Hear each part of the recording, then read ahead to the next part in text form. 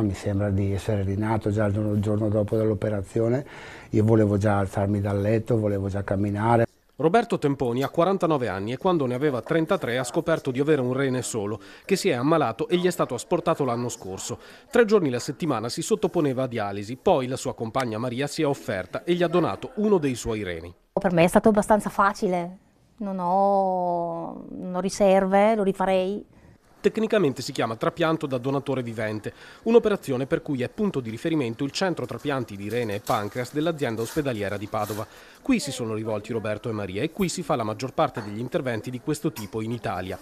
È un campo su cui l'ospedale ha deciso di investire perché i donatori volontari fanno aumentare il numero dei trapianti. All'estero il 50% in certi paesi dei trapianti di reni è fatto da donatore vivente, in Italia siamo intorno al 14%. Le nuove frontiere sono la laparoscopia e l'uso del robot chirurgico, ma la sfida vera è sfruttare comunque la disponibilità dei donatori che risultano tra loro incompatibili. E qui Padova, per prima al mondo, ha avuto un'idea. È possibile che il donatore di una coppia sia donatore per un altro paziente e il suo ricevente riceva un rene da un'altra persona. Questo di solito succede quando ci sono donatori samaritani, cioè persone che donano altruisticamente un rene. La novità nostra è che siamo partiti con queste catene utilizzando reni da donatore deceduto. Questo permette di innescare una catena che può essere indefinitamente lunga.